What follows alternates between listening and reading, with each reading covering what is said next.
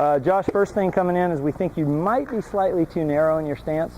We need operating room between the legs to snap a ball, and generally we need a snapping stance to be 4-6 inches wider than your regular football stance, so we've just got extra clearance. Let's go ahead and line you up facing the camera. Let's see what your stance width looks like right now.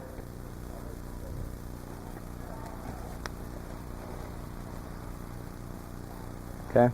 The big thing is we want to see knees slightly wider than the shoulders, which we've got. We want to make sure that the load bearing of your weight is on the quads without creating tension in the hip flexors that's going to tighten you up and slow you down. Does that feel good?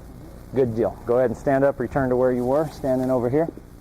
All right. The other things we had coming in, you had this habit. Let's move you off camera just a touch there, okay?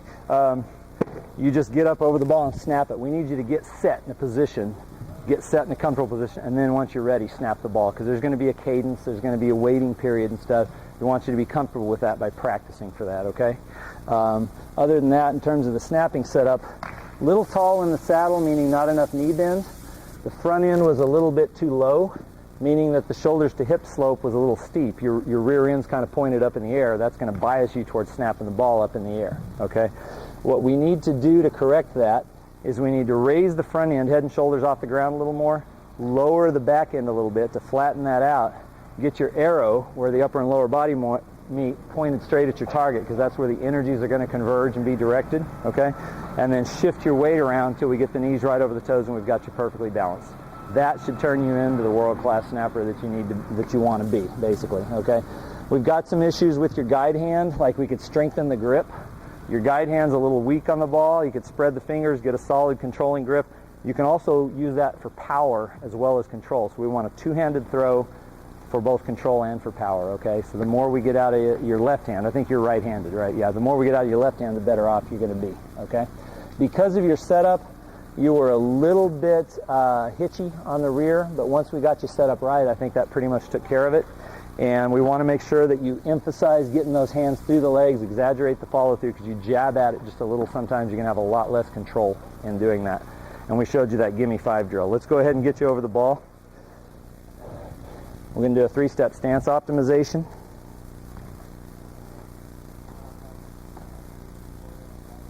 Okay, you ready? Pull you forward. That gets knee bend to 90 degrees or less. Sorry, straightens you back, fully extends your arms. Raise you up, maximizing operating room under the torso. Then I'm going to push you back into the hips till the heels touch the ground, knees are over the toes. You're solid on your feet. Now, do you feel good there? I could sit you in a little bit if you're comfortable with it, okay? Give it a good hard throw with 2 hands. Grip it with the fingertips of your left hand too. How's that feel?